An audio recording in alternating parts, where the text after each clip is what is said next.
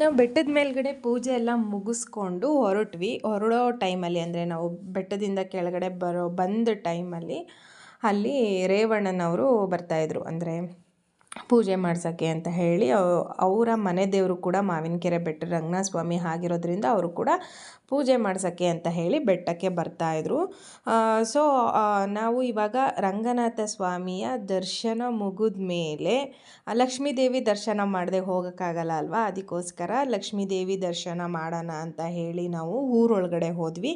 ಅಂದರೆ ಇದು ಊರು ಹೊರಗಡೆ, ಅಂದರೆ ನಾನು ಮೊದಲೇ ಹೇಳ್ದಂಗೆ ಹಾಸನ ಟು ಹೊಳೆನರಸೀಪುರ ಹೋಗೋ ರೋಡಲ್ಲಿ ಇದ್ದರೆ ಇದು ಊರು ಒಳಗಡೆ ಇದೆ ಲಕ್ಷ್ಮೀದೇವಿ ದೇವಸ್ಥಾನ. ಅಲ್ಲಿ ರಥನ ಎಳೆದು ರಥೋತ್ಸವ ಮಾಡ್ತಾರೆ. ನಾವು ಇಲ್ಲಿ ಬೈಕ್ ಪಾರ್ಕಿಂಗ್, ದೇವಸ್ಥಾನ ಸ್ವಲ್ಪ ಮುಂದೆ ಇರೋದ್ರಂಗೆ ಬ್ಯಾರಿಕೇಡ್ ಹಾಕ್ಬಿಡ್ತಾರೆ, ಅದು ತುಂಬ ರಶ್ ಆಗುತ್ತೆ ಅಂತ ಹೇಳಿ. ಸೊ ನಾವು ಪಾರ್ಕಿಂಗ್ ಮಾಡ್ತಾಯಿದ್ವಿ ಬೈಕು ಮತ್ತು ಕಾರೆಲ್ಲ ದೇವಸ್ಥಾನದಿಂದ ಸ್ವಲ್ಪ ದೂರದಲ್ಲೇ ಪಾರ್ಕಿಂಗ್ ಮಾಡಿ ಬಂದುಬಿಟ್ವಿ.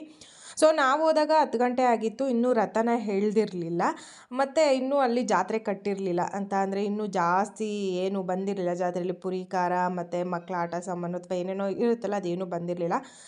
ತೇರನ್ನ ಎಳೆಯೋದಕ್ಕೆ ತೇರನ್ನ ಅವಾಗ ರೆಡಿ ಮಾಡ್ಕೊತಾ ಇದ್ರು. ಅಂದರೆ ಅವಾಗ ತೇರು ಎಳೆಯೋ ಟೈಮಲ್ಲಿ ಜನಗಳು ಜಾಸ್ತಿ ಆಗುತ್ತೆ ಮತ್ತು ಕ್ಯೂ ಇರುತ್ತೆ, ರಶ್ ಇರುತ್ತೆ, ದೇವ್ರನ್ನ ನೀಟಾಗಿ ದರ್ಶನ ಮಾಡೋದಕ್ಕೆ ಬಿಡೋದಿಲ್ಲ. ಹಾಗಾಗಿ ನಾವು ಏನು ಮಾಡಿದ್ವಿ ಅಂತ ಅಂದರೆ ಬೇಗನೆ ಬಂದ್ವಿ ದೇವಸ್ಥಾನಕ್ಕೆ. ಆಲ್ಮೋಸ್ಟ್ ನಾವು ಬಂದಾಗ 9-10 ಗಂಟೆ ಅಂತ ಅಂದ್ಕೊತೀನಿ. ಸೊ ಲಕ್ಷ್ಮೀದೇವಿ ಇದು ಮೊದಲು ದೇವಸ್ಥಾನ ಚಿಕ್ಕದಾಗಿತ್ತು, ಇವಾಗ ತುಂಬ ಚೆನ್ನಾಗಿ ಕಟ್ಟಿದ್ದಾರೆ, ಇನ್ನೂ ಕನ್ಸ್ಟ್ರಕ್ಷನ್ ಆಗಬೇಕು. ಆ ಲಕ್ಷ್ಮೀದೇವಿ ದೇವಸ್ಥಾನ ನೋಡಿ ತುಂಬ ಖುಷಿಯಾಯಿತು. ಅದು ಏನಂದರೆ ಇನ್ಫ್ಲೂಯೆನ್ಸ್ ಮೇಲೆ ಒಳಗಡೆ ಕೆಲವರು ಅಧಿಕಾರಿಗಳು ಒಳಗಡೆ ಇರ್ತಾರೆ, ಹಾಗಾಗಿ ನಮಗೂ ಅವರೇ ತುಂಬ ಹೊತ್ತು ಒಳಗಡೆ ನಿಂತ್ಕೊಂಡ್ಬಿಡ್ತಾರೆ, ನಮಗೂ ದೇವ್ರನ್ನ ನೋಡಿಕೊಂಡು ಬರೋದಕ್ಕೆ ಆಗೋದಿಲ್ಲ ನೀಟಾಗಿ. ಸೊ ಎಷ್ಟೇ ಹೊರಗಡೆ ಬನ್ನಿ ಅಂತ ಕರೆದ್ರೂ ಅವ್ರು ಬರ್ತಿರ್ಲಿಲ್ಲ.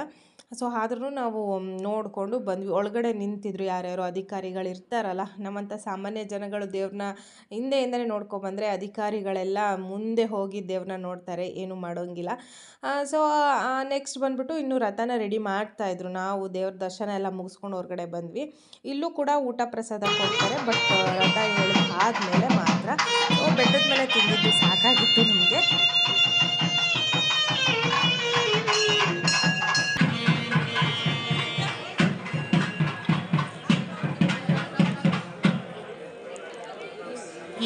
ಊರೊಳಗಡೆ ದೇವ್ರಿಗೆ ಪೂಜೆ ಮಾಡಿಸ್ಕೊಂಡು ಬರೋ ದಾರಿಲೇ ಈ ದೇವ್ರು ಸಿಗುತ್ತೆ, ಹಾಳೂರು ಮಾರಮ್ಮ ಅಂತ ಹೇಳಿ. ಇಲ್ಲಿ ನಾವು ನಮ್ಮ ಗವಿ ನಾಮಕರಣ ಮಾಡಿದ್ವಿ. ಈ ದೇವರಿಗೆ ಅರ್ಕೆ ಒಪ್ಕೊಂಡಿರ್ತಾರೆ, ಕೋಳಿ ಕುರಿ ಮತ್ತು ಹಂದಿನ, ಅದನ್ನು ದೇವರಿಗೆ ಅರ್ಪಿಸ್ತಾರೆ. ಇದು ಶಕ್ತಿ ದೇವತೆ ಅಂತಲೇ ಹೇಳ್ಬೋದು, ಹಾಳೂರು ಮಾರಮ್ಮ ಅಂತ ಹೇಳಿ.